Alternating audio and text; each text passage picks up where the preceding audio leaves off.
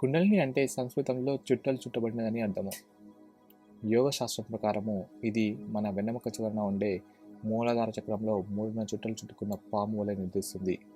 ఇది మనిషిలోని అత్యున్నత ఆధ్యాత్మిక శక్తికి ప్రతీక.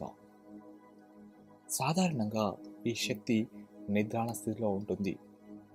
యోగ సాధన, ప్రాణాయామము లేదా ధ్యానం ద్వారా ఈ శక్తిని మేల్కొల్పినప్పుడు అది వెన్నెముక గుండా ప్రవహిస్తూ షట్చక్రాలను అంటే 6 చక్రాలను దాటుకొని శిఖర భాగంలోని సహస్రార చక్రాన్ని చేరుతుంది.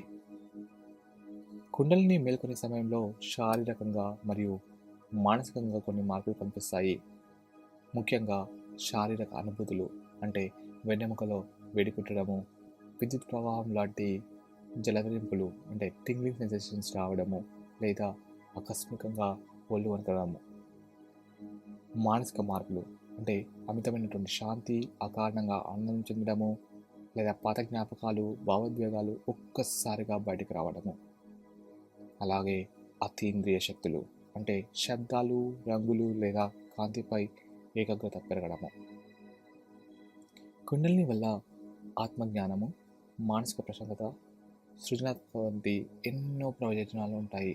అంటే మనిషి తన నిజస్వరూపాన్ని తెలుసుకుంటాడు, ఒత్తిడిని, ఆందోళనని సమర్థవంతంగా ఎదుర్కోగలుగుతాము. అలాగే మనకు కొత్త ఆలోచనలు, మేధస్సు మరియు సృజనాత్మకత శక్తి పెరుగుతాయి. దీనివల్ల కుండలిని అనేది చాలా శక్తివంతమైనది. సరైనటువంటి గురువు లేకుండా దీన్ని ప్రయత్నించడం చాలా ప్రమాదకరము. ఈ శక్తి అకస్మాత్తుగా మేల్కొంటే నాడీ వ్యవస్థపై ప్రభావం చూపి శారీరక లేదా మానసిక ఇబ్బందులు కలుగుతాయి.